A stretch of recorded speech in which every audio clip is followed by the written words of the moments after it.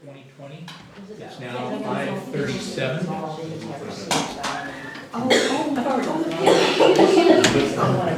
Okay, everybody heads up, we've called to order. So our first item is good of the order, council. Councilmember Brunicki. So the Main Street art element that we started a long time ago when the first installation of Main Street went in, and we have created these panels that line the streets that tell the history and story of the valley. And the original intention of that was to, instead of cloth banners, we figured that the replacement of that was going to, and I'm sorry I have a cold, but not corona, so don't worry, to go with the wood planks because it ended up being about the same amount for replacement. We were supposed to start that replacement years ago, but now it is in the budget, and so the Main Street Art Committee has come together, made up of Betsy McWhinney, Matthew Waddington, Mr. Rick, I can't remember his last name, Alana McCoy is also running it, and Denny Redmond, which are all folks of the community, and so they are bringing to that committee really good insight and additional information that may be needed. That committee is going to be responsible to review the art panels, because what they're doing now, we spent a few meetings sort of planning, excuse me, and figuring out with the budget what the best way was to replace the planks, because they're fairly costly because we've waited so many years. And as with all committees, there's all these ideas about this thing and that thing, but they did stay on track and stick with just the planks. And what they like to do is, and the original intention of these wood planks was to take them and put them at another venue within the city and then replace them with new art planks. So they're going to have a call for artists, and that they figured out the budget for the planks, which is about similar to what we did 10 years ago, I think it was. And so they're working on the format of that and the call for artists, and they're going to probably do a review and a workshop, and I'll help them with the workshop for the artists, because it's not a typical public art project, as it is telling the story and the history and all of that sort of stuff about our valley. So I just wanted to give you an update on the Main Street Art Committee, and they are working within their budget. And at the very end of all of this, what they'd like to do is have a community, like in the summer, an unveiling, invite the whole community, have like a little festival to honor that, and then to find a place for the other planks. So they're already discussing other siting for the other planks and where they're going to go. And then we've already discussed applying for grants to culture, because I think it qualifies due to the historical storytelling of the project. So I just wanted to give you that update, and they're a great committee. Thank you. Any questions for Dan? I'm just curious what the budget is for that I project. think it's 56,000. Was it? Do you know, Laura, what it is? I want to say it's about 55,000. Plus we have $10,000 in a fee in lieu program that we've had on the books for a while, which is about 10. So there's about, I think in total 60, could be 65,000. I neglected to mention that Michelle won't be here this evening. She had called and just said she was under the weather. I also wanted to mention that we had a landslide just a little bit ago over on Novelty Hill Road, so there's an emergency response there. I wish I had more information on it. At rush hour, it usually is lined with cars out there. And then we also had a water rescue call. While they haven't found anyone and been able to confirm, but just south of town, which is what you see the helicopters in the air, they're out doing some searching right now. So just like to highlight the emergency services and what a good job they do, and how fortunate we are to have them out there providing that care for our citizens. Any other good of the order? Jennifer? This is hopefully a quick one. I've already talked to Steve Lenchesky about it, and Thomas. So there were some comments about the size of the parking, the parallel parking slots along Big Rock, kind of before the roundabout. And I'm thinking, gosh, that looks pretty small. And I had noticed it a few months ago when they first striped it, thinking, I don't think there's room enough for me to park my car. Those look smaller than normal. And just come to research it, it looks like those are, did you think 20 feet long potentially, Steve? Was that about it? And some of the other ones that had been striped previously were closer to 22, 23. And so it kind of out of that discovery process, there really isn't a standard for parallel parking, street parking, and it just kind of even broadened it because as we're having more dense communities, some of the parking spots are on the street, or they're parallel parking in neighborhoods, even if it's not the right of way, they're still getting credit. And so if we are giving credit for parking spots that aren't really feasible to use, it could be a problem. And I guess the ones along Big Rock right there, they are getting credit for those as viable parking spots for the commercial. And so they will have reduced parking lot spots because they have those street spots. And so, just is, as a council member, our role is policy. And so if we see things, and through discussions with staff, that potentially it could be something to be looked at. Anyway, so I don't know if either of you want to mention anything, but I just wanted to give an FYI that I'd seen it. I think all I know we did, because we also gleaned from, our community Facebook posts as well, and Jennifer had talked to us probably at least a month ago, and we finally got some information together this week. And, 20 feet, it's not a lot to parallel park, and especially if people are, coming, through town, obviously. So it is something that we can look at in our development design standards through Public Works and through planning. Yeah, thanks. I really appreciated their help on that, but. Thanks for bringing that up.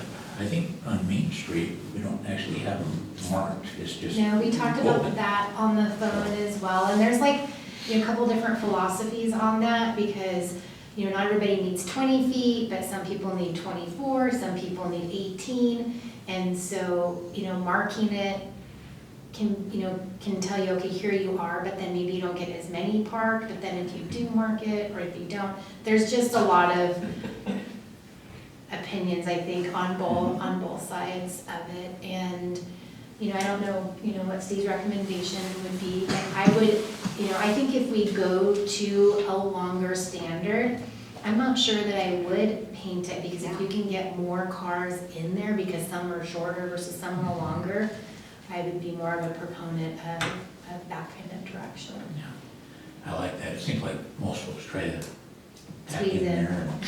Really? Amazing how. Really? Yeah. Most folks Well, there are those I few. don't know. 20 feet would fit a Honda Civic, though, wouldn't it? Right. That's what I do. There you go. I'm fine. I drive a Sequoia. Yeah. And 3 slots were perfect. 2004. Anything else for the good of the order? I just wanted to make sure this was in the record. Finance Administration met. Dana has been nice enough to post the minutes in the SharePoint. So council members, you're all on alert. That's where the draft minutes are. Was taped. And also, she's got some other reports she's been working on, and she'll be putting those in SharePoint as well. So I'm sure we'll be looking at the reports on the 12th, which is our next meeting. And so, as they say, game on, everybody. Time to be checking SharePoint on finance and administration reports. Good. Also, I'd like to mention, Doc helped set up a meeting this morning with Laura and the chief and Steve. Just talk about facilities at our retreat. That would be one of our topics. And just looking at a package we can bring forward to help with the decision on what to do with some of our buildings. And there's a long-term plan that needs to be developed, but in the short term, there's some decisions that we can make. So that's still moving along, and expect that to be coming forward here for discussion with City Council. Anyone else? Well, I think we're ready to move on to our first item, which is cottage housing ordinance request for discussion. Troy Davis. I'll go ahead and start just for a second for the record, Laura Thomas. This came up because we had a citizen request to bring it forward through Planning Commission and Council, and they had asked last year to do it, and said that we needed to wait and get, some other things completed. And really what it is it's really a continuation of the model that we had a couple of years ago, where we had 2 units built under that. So I just wanted to make sure that I gave council a context of how it came through the process. Another example will be about 2 months ago, you had a resident come in and talk about the tree policy and how it was impacting his site plan. And so he met with me and we talked to Planning Commission about that. So we'll bring another discussion forward to council. We're also working on a presentation on the conditional use permit process that exists, and then moving forward with those policy changes. So you'll see something probably about every 6 weeks start to pop up at committee. Troy? All right, so cottage housing tonight, as Laura mentioned. Cottage housing is, sorry, I feel like I'm going to type it back to you, but I can't find the remote. Laura can drive from. So cottage housing, again, kind of one of my favorite topics as a planner, just for a sense of uniqueness. Next slide. So just to give a little bit of background history on cottage housing in Duval. So cottage housing has been a permissible use in our land use code since at least 2007. Kind of the reason why we're not seeing cottage housing much in the city is because our land use code doesn't provide an incentive for cottage housing developments. And in part, simple economics, if you've got a subdivision of lots and you're a builder, you're going to build to the highest and best use of that lot to maximize, returns. So unless there's some kind of incentive to build smaller, you're going to get bigger. So that's why with most subdivisions and stuff that we've had, you see large homes going as opposed to these smaller cottages. Cottage housing is supported by our comprehensive plan and our housing element. We actually have a handful of policies that encourage the development of cottage housing, particularly cottage housing developments in terms of clusters, not so much just as individual units. And as Laura mentioned, we've got interest from the development community again that's eager to build more of these in the city. So, Troy, on item 2, it says provisions don't exist. Could you give us an example of what provisions could exist? And I'll explain more of that a little bit in the next slide. I think it's in the next slide, but good question. Oops, sorry, I just want to point out before we get to the next slide. This is a particular piece of property that the builder's interested in. This property owner and a local builder are interested in putting in cottage housing development. This is off of 152nd here. The next slide. So the city council back in 2016, I think Diana was the only one here back in 2016, if I remember correctly. We're all pretty new here. Adopted a demonstration ordinance for cottage housing, and so the purpose of that was just to kind of get our feet wet and seeing what a cottage housing development could kind of look like in the city before we adopted something more permanent. And so we had a 1-year sunset clause on that. And during that time, we got one application from one builder who took advantage of that. And those are the Ring Street cottages that you see there on Ring Street. Next slide. Sorry, I'm trying, because it's very sensitive. It doesn't want to go, it's frozen. Too far. Okay, so back to your question with regards to incentives in the code to encourage cottage housing. So typically with the cottage housing ordinance, you'll see a density bonus from the underlying base density allowance, and that is usually a multiplier of at least 1.5. Cities can play around with that number, just kind of depending on what kind of incentive a city wants to provide. Another limitation with that multiplier is the limitation on square footage. So we we limit the size to usually no bigger than 1,300 square feet. Some could even argue that 1,300 square feet could start to look outside of that realm, but we put some other design character requirements in place to kind of minimize that look. One of those being that we have rear access garages. That way you take off that bulk and massing off the front of a house to make it not look so huge. We limited building height to 25 feet. We required architectural details like vertical windows, front porches of a certain depth, certain siding materials, roofing materials, types. And it's basically what you're doing is you're creating like a menu. And a developer would come in and select from this menu of styles, architectural styles, design elements like siding, roofing material, and they just kind of pick from a prescribed list, basically, to create this cottage. Another thing that we did too was we modified our parking requirements slightly. A typical single-family dwelling requires 2 on-site parking spots per residential unit, and I think in our demonstration ordinance we had reduced it down to 1.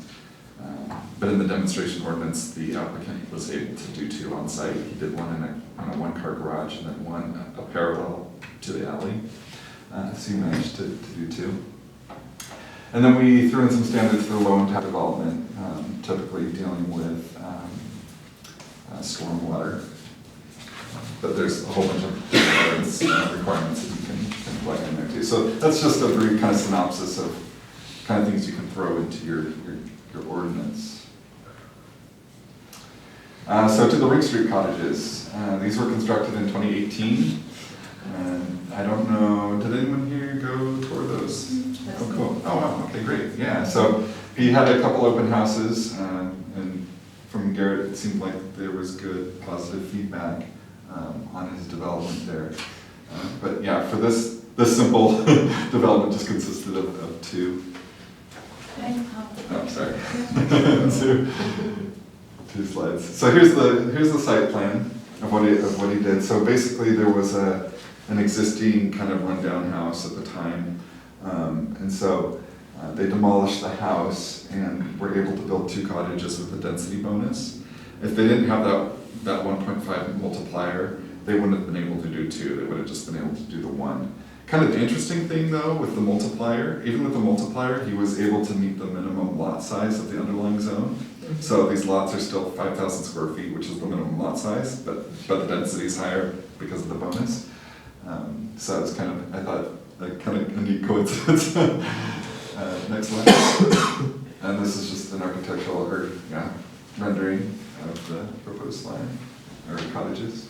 Next So slide. the one thing I think I would notice is that, that was important to the council at a couple of years ago, was making sure that they massed differently and they weren't as tall as a traditional single-family home. Yeah, so typically in the underlying zoning would allow building heights up to 35 feet, and in the demonstration ordinance, we lowered that to 25. Even in Old Town area? Yep. 35. Yeah. So benefits of cottage housing. So I mean, obviously there can be a handful of benefits. It's an opportunity to create a different housing type. Often in the planning world, we hear of what's called the missing middle now, because we've gotten so used to just having, single-family large homes or apartment complexes, but nothing kind of really in between in terms of housing options. So they help build a sense of community. What was great about the Ring Street project and being in Old Town is it fit the character, so well. Because we still even get, infill development now of new homes that aren't, are the modern traditional model, that are quite huge, and could be arguably out of character with the Old Town. But these fit in really well. They provide housing opportunities for people that are single, people that are downsizing, people with small families. As we know, Duval has a household number, I think, that's a little bit higher than surrounding communities. But still, families in general just aren't as large as they used to be. The need for the square footage just isn't what it was. Again, great infill option, lower impact to the environment, easier maintenance. Next slide. So what would a codified ordinance look like? I mean, the nice thing is with the demonstration ordinance, kind of the bulk of the requirements and material are already there. We can add to it, we can tweak it, we can modify it. We can add additional design standards. One of the things that we didn't do in the demonstration ordinance was create a setup for a cottage housing community. The ordinance was just written such that if you've got a lot, build a house. That's great, but there wasn't any kind of requirement to, build cottage houses around a green or common elements and that sort. So what we would do with a codified ordinance is throw those kind of elements in there. Say, hey, if you're gonna do like a subdivision, you've gotta organize around these elements, you've gotta have these features. Woodby Island has a couple really cool cluster developments for cottage housing. What's kind of cool too is there's other options. People like to have garages. With some of these cottage housing communities, what they've done is they've actually separated out the garages and built them kind of back here, totally separate from the cottage units themselves. So there's a bunch of different kind of style and layout. And Redmond and Kirkland have done, they probably been on the leading edge of cottage housing development. And I'm not sure if Diane was on a trip with us 10 years ago, but we looked at both the Redmond and the Kirkland, and they had separate garages, like that had 6 garages attached, and it was kind of tucked away, and then everything was built around green. Yep, so then we would just include other elements too, like the review process. One thing with cottage communities, we may want to have more review than just administrative. Maybe we take it something like that to the planning commission to, take a look at, maybe city council, it just depends. With this codified ordinance that addresses cottage housing communities, we always have that option, or council actually has that option to make it temporary. If you're not quite ready or comfortable to do something more permanent. Or if you're comfortable, we can adopt it and codify it, and make it part of the code. Next. So continued interest, like we've mentioned, the open house that we had for the Ring Street cottages went well, was well received by the community. In the packet, I included a couple letters of support. One was from the builder and one was from the owner of the other cottage, just acknowledging how much they like that. And again, it was supported by the community. Next slide. So we brought this before the Planning Commission on their January 22nd, 2020 meeting. Garrett Charlson, who is the builder of the Ring Street cottages, as we all know, was there and put in his 2 cents. But the Planning Commission generally feels supportive of cottage housing, that it will be an asset and benefit to the community. So, anyway, I just wanted to get council's feedback on whether this is something that you're interested in having on our 2020 work program or moving forward with this year. Feedback, questions from council? Yes. Done. Okay, first of all, I built houses that size. And I know these kind of things can work. And someday maybe we'll even talk about co-housing. But in the meantime, my reaction to all the material was a couple of things. The first reaction was there were a lot of goals in this demonstration. And because there were so many goals, I could see where they would potentially conflict within a demonstration. And so if we were to continue the demonstration or temporary, whatever you want to call it, or do a permanent one, I think that's something to focus on, to think about what are we really trying to achieve with it. Maybe it's just the housing option for a different type of family size. Maybe it's the low impact. I mean, we just might not be able to achieve all of the really good things. It's not that they weren't good things. So that was one observation. The second observation was that 2 houses don't really teach us as much as a second project would.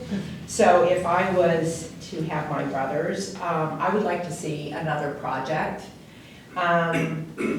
the projects I've done where there was a central piece, as long as you have covenants that run with the properties to make sure it's maintained and stuff like that, it can be a super positive thing because it promotes community. The kids come out, they learn to play together, neighbors talk together more.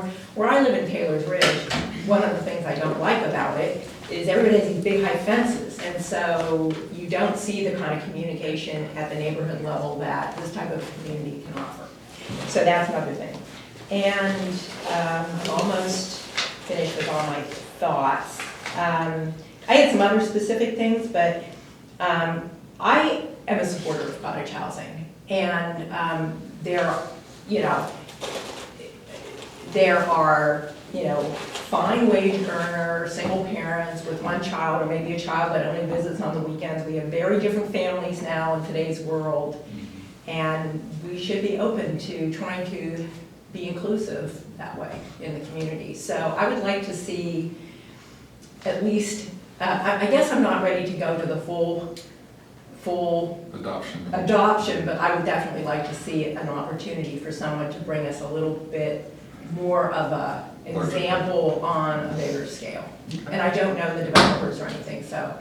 And I'm not sure that going to the planning commission, all that advisory stuff is great, and keeping council involved, advised is great, but, we pay you all to make those technical decisions, so I would just be looking for your recommendations. There, I finished all my stuff. Further questions? Jennifer?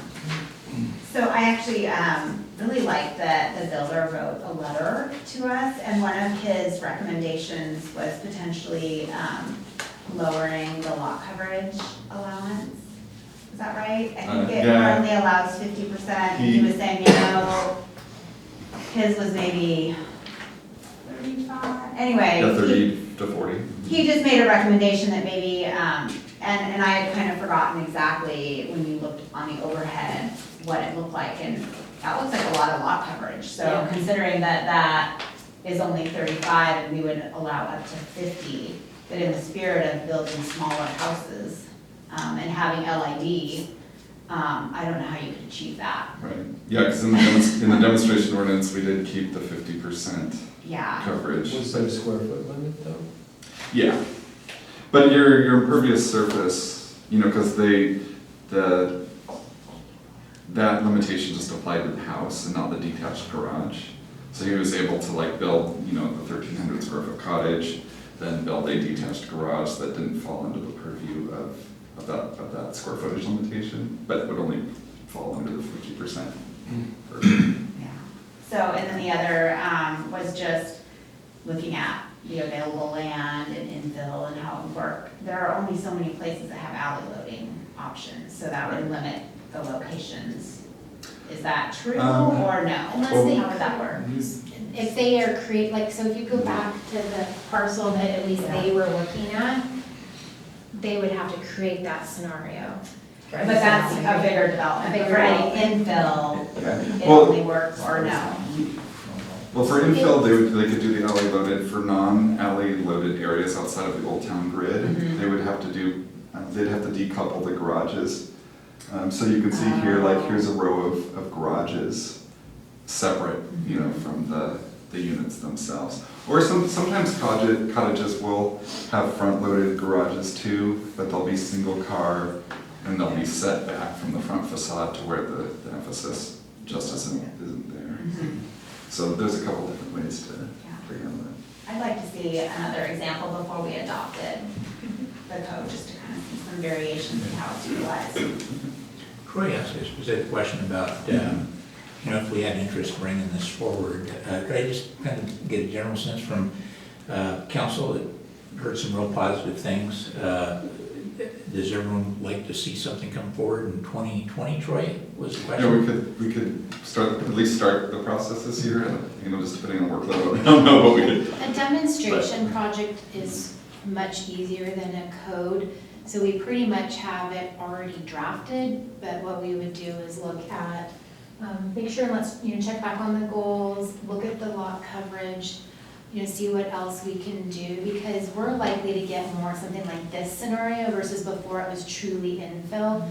The other thing I wanted to just set in a reminder of all of us, and we were talking about this with the mayor today at admin, is there's legislation down in Olympia that could impact our cottage housing ordinance by nullifying some of the requirements that we have. So we're gonna have to continue to watch that as well. Are we gonna get an update on that horrific bill? I know I'm just being judgmental, but I don't like the bill, so why not say it? We don't have technically a legislative analyst this year, and so I'm gonna work with the mayor. I've provided some comments as a planning director to AWC, and I'm going to be working with the mayor to help create some bullet points. There's hearings this week. I'll be on some of these submitting bills. comments And there- on the city's behalf And there was for public hearing. another bill that dropped on the 31st Mhm. that impacts development as well, so. Does everybody here, everybody looked what what the synopsis of that is? I mean, I don't know if everybody has really looked at it. Or There's- maybe you should take yeah, a there's- second and there's- do the 2 There's an seconds. ADU bill that could impact us. There's right now, at least, I'll call it a duplex bill for cities that are under 10,000. It would be allowing a duplex essentially on every single family lot within your single family zones. So you know, that could impact us. If you're higher than 10, which we will be eventually, then it would actually be like 3plexes to 6plexes in all single family zones. So there's a lot to look at. That bill is fairly similar to the one that they had last year that died. I don't know if it's gonna die this year. It seems like some of these land use bills have a little more legs this year, and then now we're popping out new ones in a short session.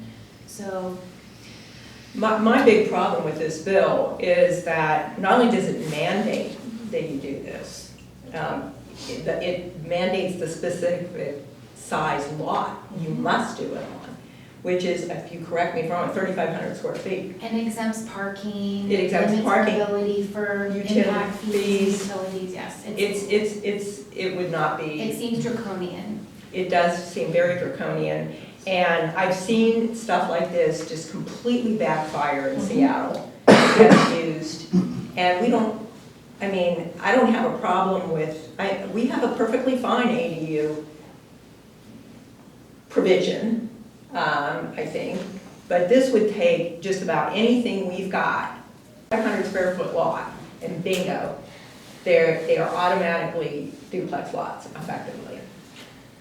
Well, if I can just see a quick show of hands, how many from the council would like to see Troy or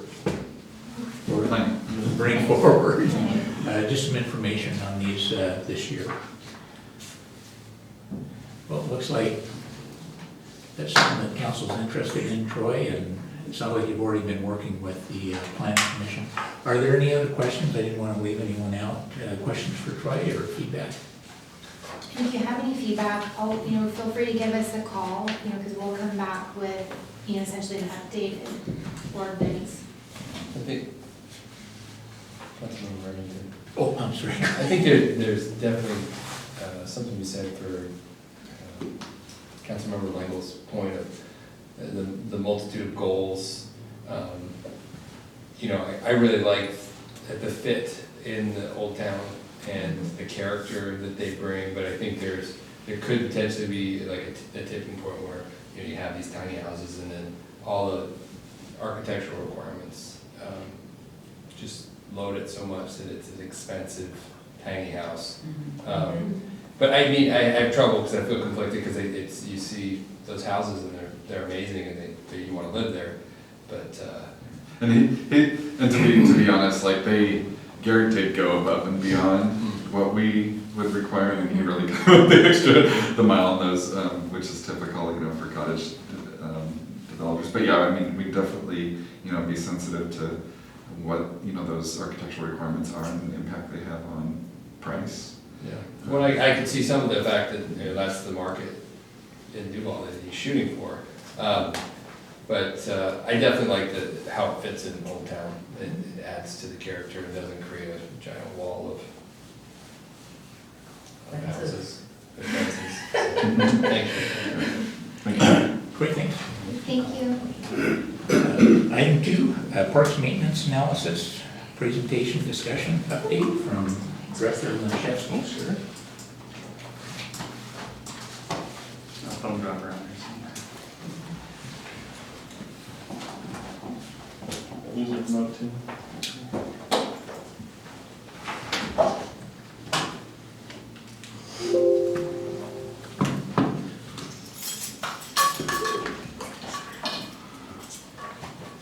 Bye, Troy. Let me just go back.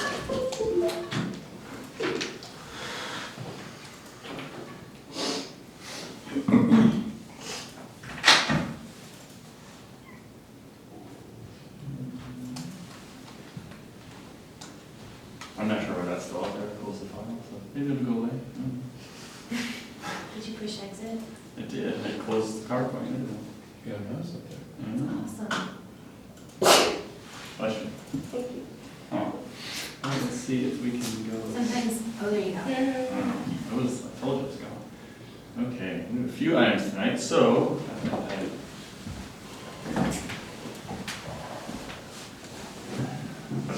Come and sit if you don't mind. See if the mouse works better for you than for planning.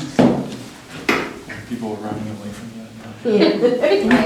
She has her own corner right over there. Have you noticed? I don't think she's contagious. With 3 kids, I've been sick for the last 3 months. Okay, so as we were kind of, again, Steve Lynchevsky, Public Works for the record, and Joe Pinnock, esteemed public works maintenance worker since 2011, is here in the room in case I needed technical questions and answers on times and mower types and anything else that may spark us for discussion. But as we were going through some comments at the last meeting and to discuss the budget notes for Parks Worker, I had attempted to just get some generalized quotes for some services, and if those were not hitting the mark, I figured we should just sit around the table and come to terms with each other on what we should be reaching out for to compare an in-house maintenance worker for parks relative to contracted services. So with that said, I had done some comparisons on landscape maintenance for Jet Park, as well as landscape maintenance for Big Rock Ball Field, and contracting services for the bathroom cleaning at the depot park, as well as the ball field. And those simple services came to a total of $77,904 per some quotes we obtained. I have my druthers, of course, on in-house versus out-of-house relative to costs for services, but I want to make sure, if council are going to all have a difference of opinion on what we should be searching for, let's come together and form one opinion. I'll go search, we'll come back and we'll talk and make decisions. So, with that said, what I did here at the last meeting too was some types of services we might want to look at as far as landscape maintenance of streetscape, medians, and those other types of elements. That is completely within council's wherewithal, but again, that does not fall within the confines of the parks maintenance worker and how it's budgeted and how we would have expended the time. So, the floor is open. I leave it to the chair to run this next phase. Anyone want to jump right in? Steve, I'll make a comment. I prefer to have a lot of the parks maintenance in-house to get to know the facility, and but I do like seeing a little bit of a balance, because while parks are pretty specific on the map here, we have a lot of other facilities that have landscaping, and sometimes in those settings, it's nice to have a contract with somebody that comes in, takes care of that contract, that basic maintenance, cleaning up the leaves, putting down some bark, just basic things like that. Whether that would extend at some point to be something like Main Street, I would think there'd be a lot of contractors that would love to jump on Main Street. They get their business out there, people see the work they're doing, and probably pick up some business. Right. But I do see parks formally being a little bit different. They've got, the structures that are there that generally somebody who's mowing the lawn's not going to take care of, and so on. And I think that you know, Parks at some point in Duval will have a Parks Department or a commission or something that will help oversee a lot of that. So for me personally, I'd still like to, at some point, see us be able to, you know, have maybe a smaller bid on these other things. But for parks themselves, I'm supportive of having somebody in-house. It's a big project, and personally, I've gotten calls from folks that, mostly about the dog park. Dog park wasn't mowed, and my dog's this big, and the grass is that big, and that doesn't work. And so it's an important issue for citizens. And I'd like for us to have some control of the parks themselves. Yeah, and there are some finite things we need to consider which are not very simple. And if we are just having landscape maintenance at parks, it's fabulous. But then it's, you know, reliability as well as cause and effect, i.e. we had a contractor mow, but yet when we went out there, somebody reported on a 6 a.m. run that a sprinkler was spraying straight into the air, right? So then it's who gets called after hours anyway? Is it the contractor who did it at 4 in the morning when it's noticed, or 6 in the morning, or the staff who's gonna go turn the valve off and take care of it for that day? So those other things, those liabilities are inherent in any sort of contract, but don't kid yourselves, we will still be responsible for participating in things, and that it happens a lot. And that is one of the items, as I did sit with, you know, Joe Priest, the supervisor of Public Works, on, you know, the sensitivity is like, okay, if you have contractor X maintain any facility and we have irrigation, what are they gonna do? They're gonna control the irrigation to the point of making it look like a golf course, because their name's on a little sign somewhere that says, you know, grounds maintained by. So there's those other elements too, like how much do we control? And then if they're not happy because the grass isn't very green because we've turned the water off, then, you know, there's just a lot of give and take and oversight. Contracts management comes with tons of oversight too, right? So it's not like you just turn them loose and they go away. They're not at one site that you can just kind of check out. They're at multiple sites potentially. So like I said, I'm up for anything. I just want to quote the right thing and make sure council's getting the comparative element. You know, we had other intentions too with this person as in-house as far as weekend services. We do, right now we don't cover 7 days a week, but our facilities are rented 7 days a week, whether they're a structure down in the park or the ball field. And there are other events we support on weekends. So we have had OT call outs. We have prescribed OT work for parks in the summer for bathroom cleanings. And not many field checks, but bathrooms seem to take most of our time. The Big Rock Ball Fields is rented out quite a bit. We're actually going to be coming to council to see if council is interested in a reduced rate for daytime activity rent in the summer.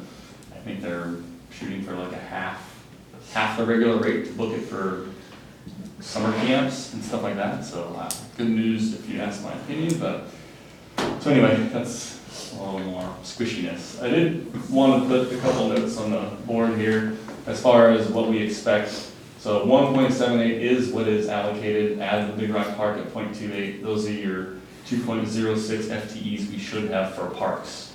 That includes, you know, Public Works maintenance supervisor as well as the Public Works maintenance workers that are currently budgeted.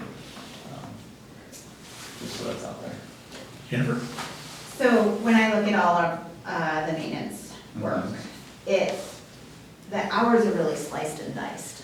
So if it became more feasible to do streets work contracted, because, you know, how often does the median, you know, some of those plantings need to be trimmed and shaped, and, you know, it might be more efficient to have a group come in, Yeah. blow through the whole street, you know, causes less destruction, and it is very seasonal, you know, that it only needs to be done certain times. And so to find that type of work, and so, you know, the question is, well, we really need a parks worker, but everyone's time is sliced and diced. There's no reason why you can't expand the amount of time that you give to parks, and some of the streets we can use for this. I mean, I don't know, that's in my head where I was thinking is, let's find work that's very seasonal, that it'd be more efficient to just have a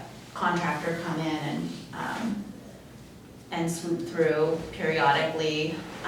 It just seems very inefficient to hire someone to drive all the way out to Duval to check the bathroom for cleaning every day. I mean, that just doesn't seem like, that seems like something that you would use someone in-house for. And so it felt like some of the ideas, and you know, we do have all the equipment, we've trained our staff, it's, you know, a little more technical to run the turf management. And so that just felt a little odd. It seemed like that would be a very expensive thing to contract out versus, I mean, I know myself when I am trying to use the edger or pruning or this or that, I am not very efficient because I don't do it day in and day out. And so, you know, your workers are very dimensional. They have lots of skills. And so, you know, let them use that to their best ability, and someone who's very specialized and quick and day in and day out, they do street medians. Yeah.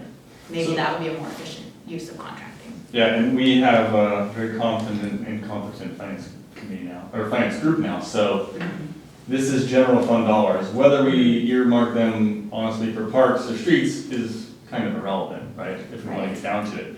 Another approach that council is interested in, you can say, take the money that was budgeted, and I think we were in the 50 to 60,000 a year once you did wages and bennies, or Yeah, just for the 7 months, it's about 45,000. for 7 months. What's a full year of another employee? Only, Of park, well, what we have is this is a parks worker, which is like the. right, wasn't it just for change. the 7 months for the budget? It was for the entire year of 2020. We budgeted for the entire year 2020, but we're now looking at costs from today to the end of the year, so.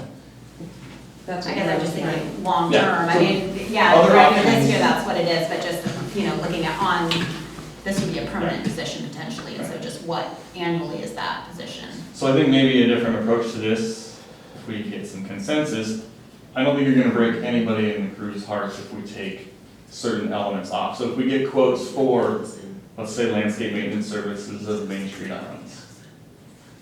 Specific, a couple of parks which are just heavy maintenance as far as mowing and trimming and brush management, right? Like Judd Park, right? Judd Park itself from our quote was $8,600 a year. So if we can add a handful of those that could be commensurate with the amount that was set aside for wage, we can look at that for this group too. You know, I can talk to the crew or, you know, the supervisor on how he thinks that would work. But I mean, I mean, if it's not an efficient use of money, then throw it out, but I just well, don't want to I don't think choose- you're gonna yeah. bring in as hard honestly if the parks get mowed, or a handful Yeah. of the parks get managed by someone else, right? And then we're still gonna, like, Joe is here, so when we do McCormick Park, so we have Depot upper area, which is a little more well manicured than McCormick Park, which is the big side and the whole side on the west side of the trail. For those who don't know, the county does not assist anymore between there and the Taylor Landing, so the guys mow the grass edges down to Taylor Landing. So that park is, what we decided, Joe, like an entire day for, was it 2 guys, or what was the? 2 guys, probably half a day. Right, so that section, then you have bathrooms on top of that, so there's, And garbage and you know, all the accoutrement that comes with parks and, dog poop Dog stations and, yeah. you know, branches, trees. When did that switch, that we had to take over? When did the county stop participating in like mowing the edges? County mows with their Once. shoulder motor a couple times a year, Yeah. but they go way out and they just butcher the hell out of it. So we try to keep the walking areas, you know, somewhat manicured, just for Yeah. public sake. A rider down and like a rider Yeah, back. yeah. So it's, And we are, you know, county has a problem, they get a hold of us, but for the most part, it's, you know, you're going down Taylor Landing anyway, so you might as well be mowing while you're going there, and coming back. That's, at least that's the way we look at it. yeah. And the cost of a full-time employee, just get back to Stephen, because we're not going to question, is 63,000 a year with benefits. That was like the middle step at full bennies.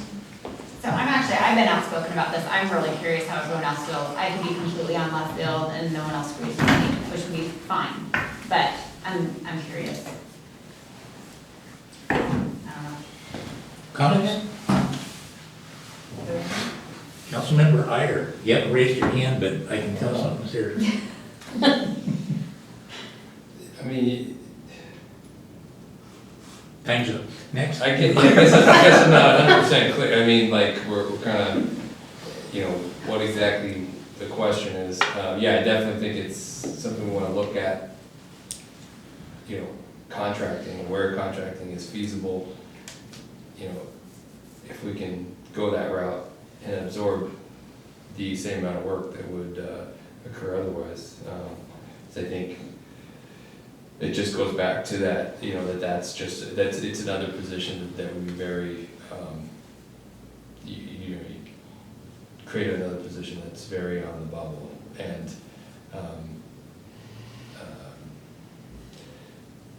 although, you know, I do appreciate the fact that, you know, in-house folks are gonna be,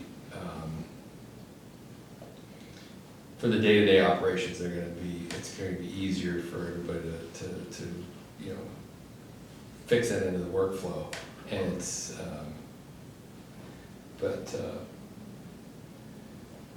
I guess my concern, yeah, I mean, I definitely want to see, you know, would like to see some sort of meaningful comparison that maybe tries to, you know, trim some of the uniform items, tasks into a group and, you know, see what it would be to contract those. I mean, if you're thinking this person is going to be mowing all week, you know, I think, you know, that's something that we could, you know, build a quote, or, you know, build a proposal to get bids on. I think that would be helpful. So, but I guess it seems like that's, you know, that vague ideal is, you know, we're having trouble kind of like getting there. And, you know, if that's not feasible, then, you know, well, if you don't think it's feasible, then you just say you don't think it's feasible. Maybe we, you know, can just, you know, chew on that. Sure. Yes. And not being here in last year's budget process is what it is. I think you know, maybe quoting a handful of parks relative to the budget might be a wise idea, because I think we cannot continue to kid ourselves, like kind of Councilmember Remington was getting at. We're adding more parks constantly. There has to be a look at our resources and how we spend them and how we are going to manage our parks, right? You have 3 acres on the right coming in Toll Brothers property, which is kind of why we asked for a small committee to discuss the landscape elements, right? There are code required elements, trees, whatnot, grass, of course, but then there are planted, you know, landscape beds that, you know, you want to look at Disneyland or nothing. So there's got to be a manageable in between that we're trying to get a handle on, because this is coming fast and furious. You know, they do have another round of comments we'll be sending back for Toll Brothers on their project, but you know, they're hopeful to start digging in March and April in the next phase, which is going to be And project. as perspective, that would be like adding an additional McCormick Park, same size area. Except that would be landscape. It's pretty detailed. And we're working on in-house more of a key sheet for each park on, you know, general sizes and then managed sizes, i.e. mowing area, and then landscape beds and whatnot we have to maintain, so that when we want to quote something out, or when we want to quantify the amount of work we're doing, we have a better handle on that. I guess, I'm sorry, I just want to finish my thought. That when I think about this new thing, I guess I would, if we can, attempt to manage it how the neighborhood would manage it. And in that, because I think if an HOA can figure out how to put together enough funds to have a landscape company blow through and maintain those types of things to the level that you see, it seems that folks can manage, that's, you know, and if, you know, and look at those two. So, yield the floor to Pam? So I just have a question in regards to considering the future parks that are coming in and what we currently have to deal with. And you know the picture of all of this and managing it, the different aspects that, you know, we're just talking mowing grass and stuff, but I'm sure there's so much more detail. And what I'd like to know is which one really is more efficient when you consider additional parks. And because sometimes, you know, when you're contracting, and the inefficiency of some of that can sometimes cost you more money. So for me personally, when I run my business, I love consistency, it saves me money. So I just want to know, like, what does the picture look like financially with the worker full-time, with the future parks coming in and managing all that versus we have to contract and then, we have to negotiate that and all that sort of stuff too. And so that's kind of, I don't know how those two compare, because we might be surprised that the worker might be way more efficient for us. Yeah, I wouldn't say the worker would be more efficient per se, but it certainly gives us more flexibility, and we are at a point of, needing 7-day-a-week coverage. So right now, we also need regular work to get done, and I think as we noted, the workers that we have, albeit highly specialized, still have to manage the grounds that we have. So there is a trade-off on the value of their time versus a lower costed employee's time. It's always one of those things too, it's easier to cut a contractor than it is a staff member, right? And we are, but it's tough. The value of someone in-house who knows where everything is and is getting the work done on a consistent basis on all the parks. And I know we don't believe there's a lot of work in the winter that has to happen for parks, but we need to be cleaning the playground equipment. It needs a bleach treatment. There's rules. It needs treatment every year. The chips need to be managed every year. There's plenty of work to do in the winter. Just because the grass isn't growing doesn't mean this person isn't doing other work. So I think those are the things that we need to realize, that in lieu of having $60,000 of contracted services for the bulk of the growing season called 8 months, we still have 4 months worth of regular parks work that we have to get on over the year. That's water, water fountain maintenance, the shower stall, the dog feeding bowl, and all the other stuff that comes with sand at the beach that breaks down on a routine basis. There's just always something to do. Breaking the equipment at the playground because the middle schoolers are out for the summer, or wandering around in the spring when it's warmer at night. I mean, there's just stuff. Again, I don't think you're going to break anybody's heart on the crew if we contract out services for 4 or 5 of our parks that we don't have to go mow on a weekly basis. Probably. But I think for the interim, until we have a better strategy for the park system at hand, contracted services can be a good stopgap, and we can manage the weekend stuff on a different basis internally as we have it. So. Yeah. I see a benefit to trying out this idea of select parks, as an interim strategy. I don't believe, and it might be something that can work for a while, but we've already signed on. This is another one of the boat has left the dock things. We have signed on to a bunch of additional parks. And our parks policy is horribly out of date, and in the direction of not being compatible with our finances. So the time to maybe deep dive into adding a position seems best suited to the 2021 budget discussion.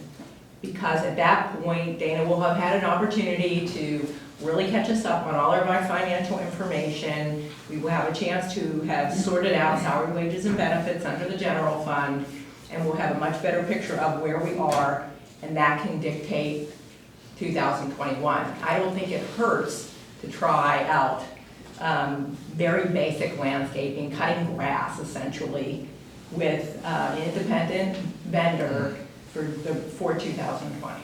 So, but we are hitting a scale now where this is just one more mathematical problem we're going to have to solve, and we're not going to solve it with the 2020 budget, I don't think. We might be forced to solve it with the 2021 budget, and that could be a position, it could be a position in something else, for all we know, with the volume of parks we're going to add into the mix. So that's what I think. Yeah, I think that, I also would like to just hear some quotes on some specific areas, like that you mentioned. I think for me, that was mostly what I was thinking when we talked about this last, especially with, I don't know how long Toll Brothers is taking care of the landscaping in the new development, or is that already, that's not handed off already, right? They maintain that for a little bit? Interior to the existing Like in the development, medians and yeah. stuff, They're and on Big handling, Rock?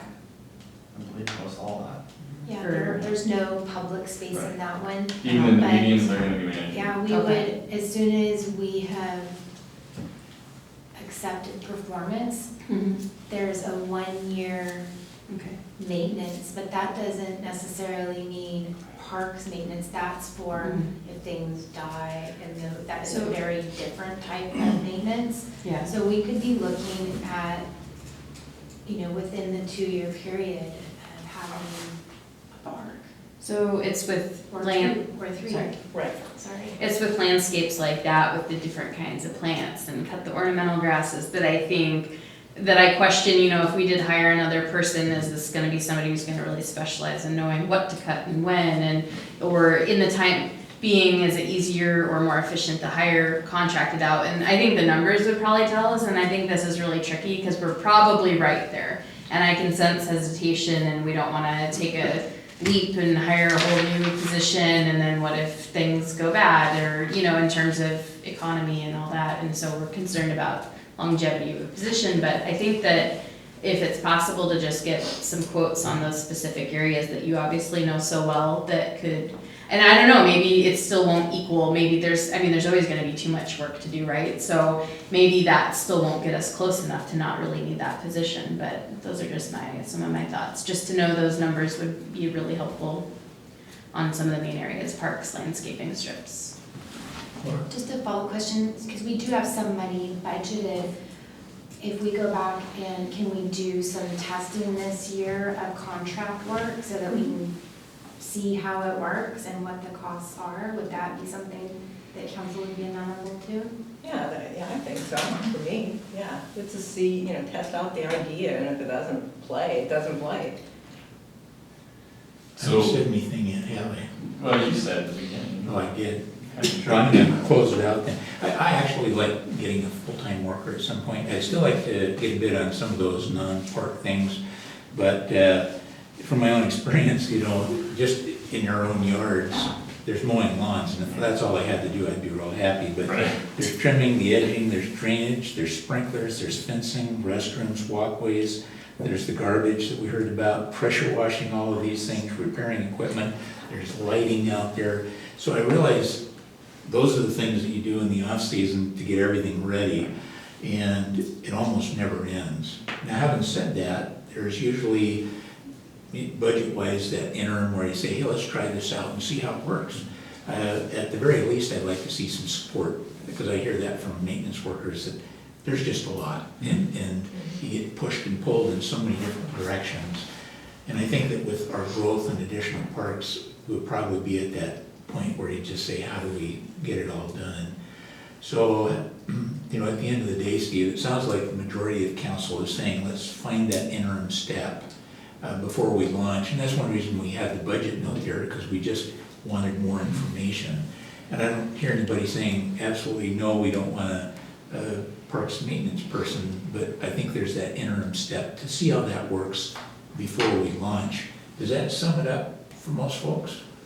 That's kind of what I'm hearing here. So some of the things that just, as we sit and think, we have smaller parks, we have larger parks. Larger parks are more simply maintained on riding equipment.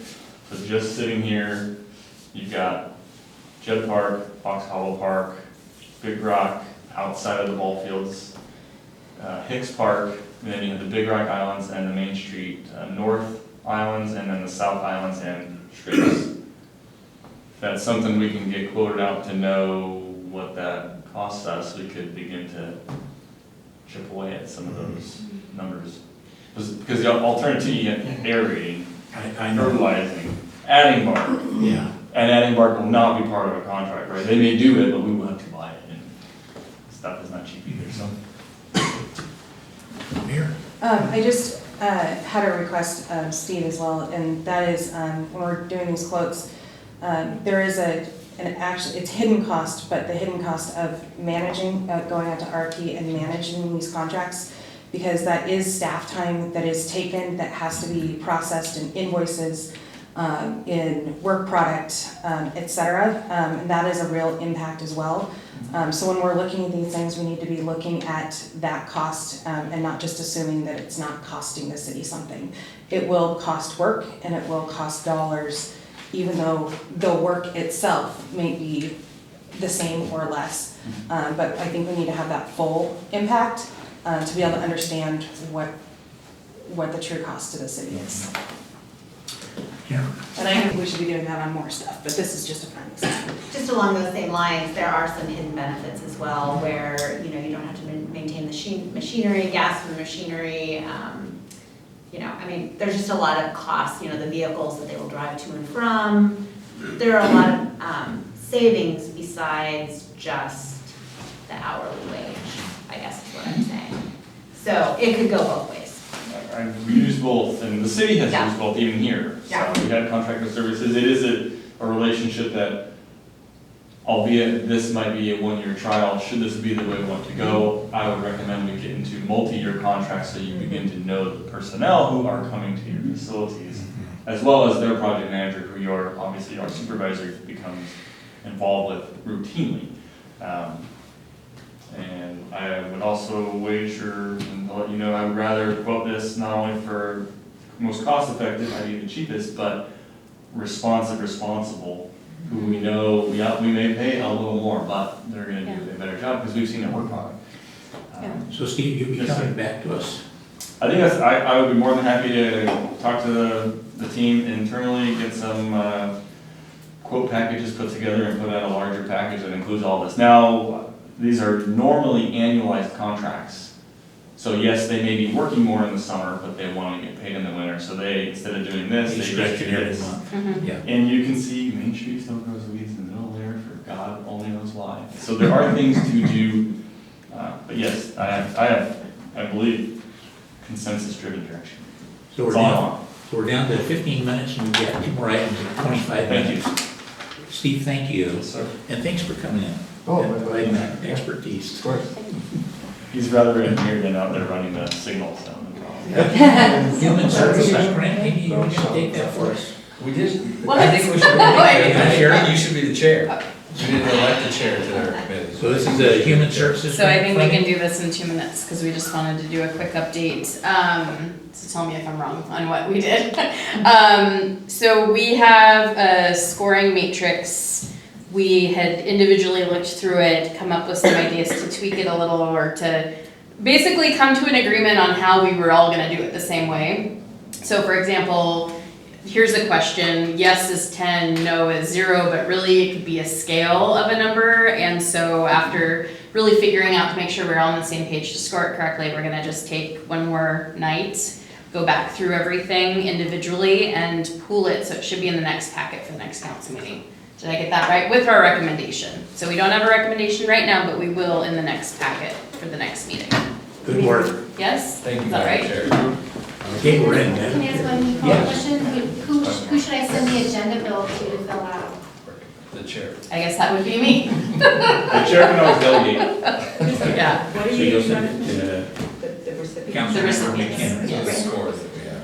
So we have one last item. Steve, can we do it in 15 minutes? So I think, yeah, so So this is clear and grading fee options. Director Lynashevsky. I look back at my notes, we started talking about this probably prior to my arrival, but we came forward at the end of April, early May to just compare some other agencies, Waltham, Kirkland, and Bellevue. And correct me if I'm wrong, the city was interested, one, in updating its fee, because it's quite ridiculous. And then two, while we have the opportunity to do that, do we want to make it maybe commensurate with other damages incurred by moving large amounts of material on our roads? So with that said, sorry, this is very sensitive, we shared this, and I actually brought a paper copy to provide to everybody.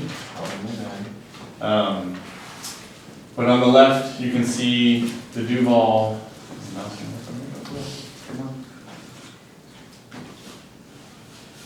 All right, so Duval. On the left, you have Sherlock Investments, Toll Brothers Offsite, which would constitute the Third Avenue extension through the trees, and Rio Vista, which is 143rd. It's the subdivision on the what is that, east side of Third Avenue. So the Duval permit fees are in this column right here. They range from $192 to a high of $830. We assess those projects under these other agencies' permitting fees. So you can see there's a wild difference. If you're in Bothell and you're coming in with entitlement and project, it costs you more than without. But nonetheless, it costs you a significant amount more than the city of Duval does, tenfold at minimum. Kirkland, a little more mathematical in how they put together their information and requests, but again, not all that different than Duval, and a little, I'm sure, a little more updated than what we have.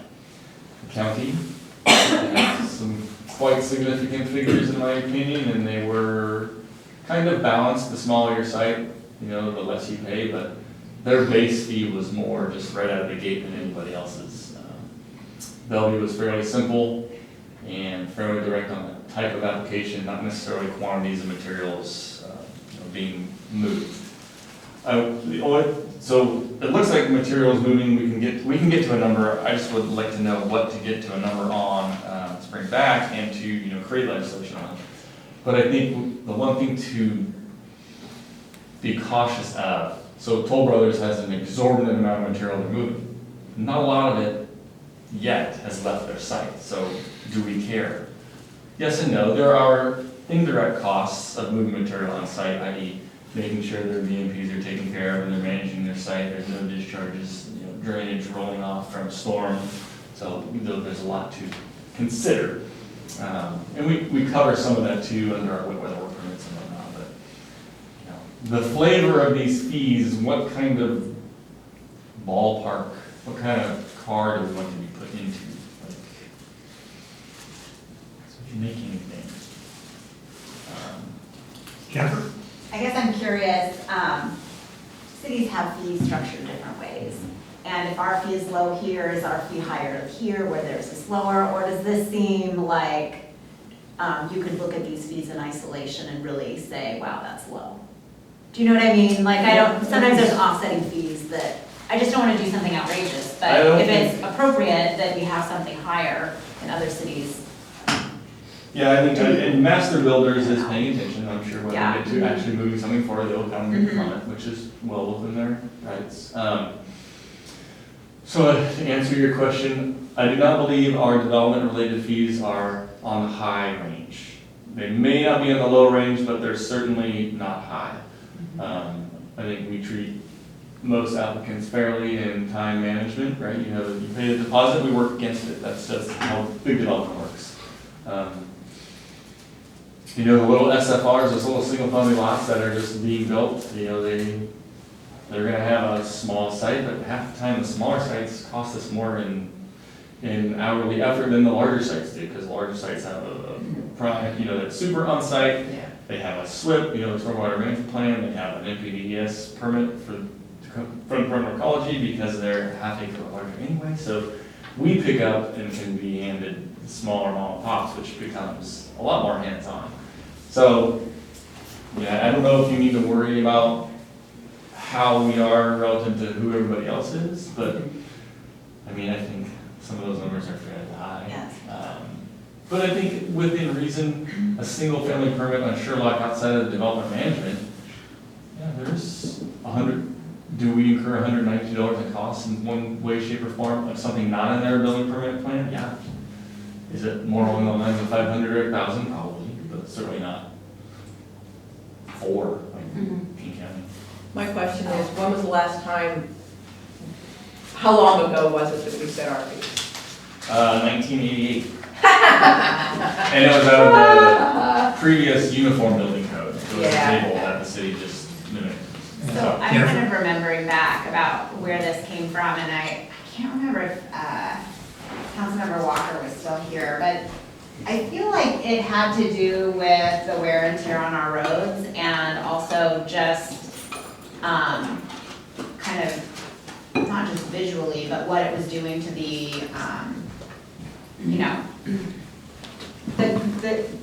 to the environment of just this mass grading. And so it was kind of a twofold approach of saying, do we need to address this? So I don't know if that's what everyone else remembered, kind of what initiated it. That's what I was thinking. Yeah, so you weren't here, so I just wanted to kind of give you a background, and that's a little bit about what was going on in our brain. Matt?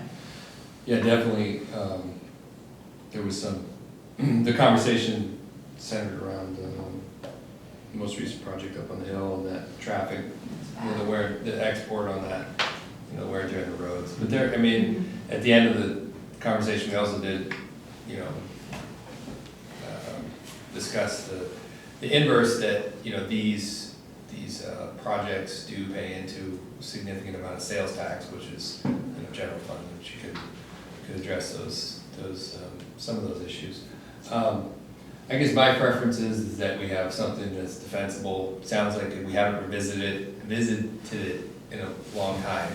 I don't think we should look to gouge, but I think whatever methodology we come up with to capture some of that impact would be prudent. I can see what you're saying. It's going to be tough because, you know, just because they you know, excavate a certain number of yards doesn't mean that they take it off site. And I don't envy you for trying to make a logic. It's They import a lot of material too, right? A lot of our standards, once you're public right of way or making public right of way, is fresh rock backfill and, you know, select materials. So, you know, even PSC indirectly dictates what goes on their site. So everything that's in the utility trenches behind the curb and gutter is imported sand. So there's always something coming to the property. There's materials coming in on trucks. I think just on the face of it, we haven't updated it Yeah. since '80s, means that it's worth a revisit.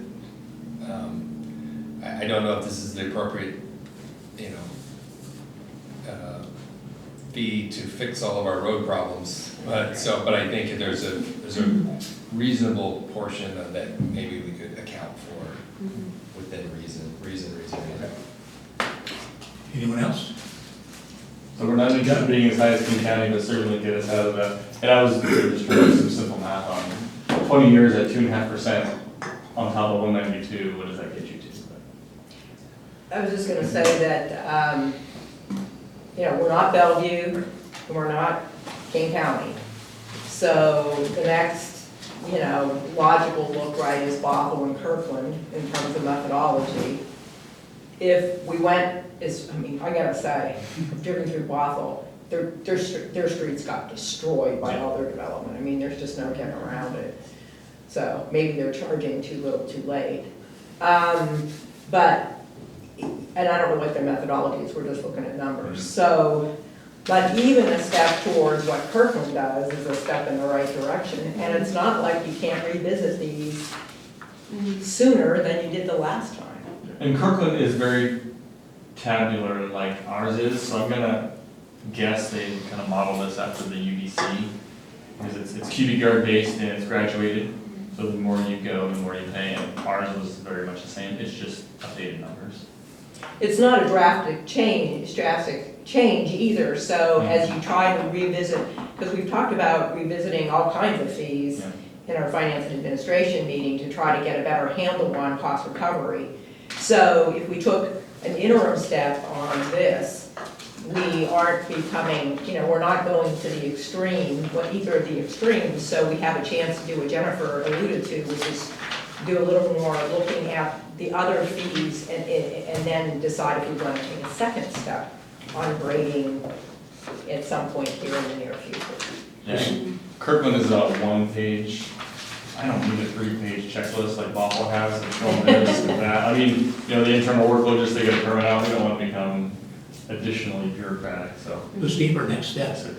I'll take a look at some of the numbers, I see, you know, I see what we like, be reasonable, and just come back with a proposal. So I don't know if we want to run that through a committee or just bring it back, it's not a big deal. Maybe bring back the committee of the whole, and we'll just do a quick review. I mean, we already have numbers, they haven't been updated. You know, the simple part is update the numbers, you know, but there's other options as well. All right, well, I appreciate it. Anything else from council? Not saying anything? Our committee of the whole is adjourned.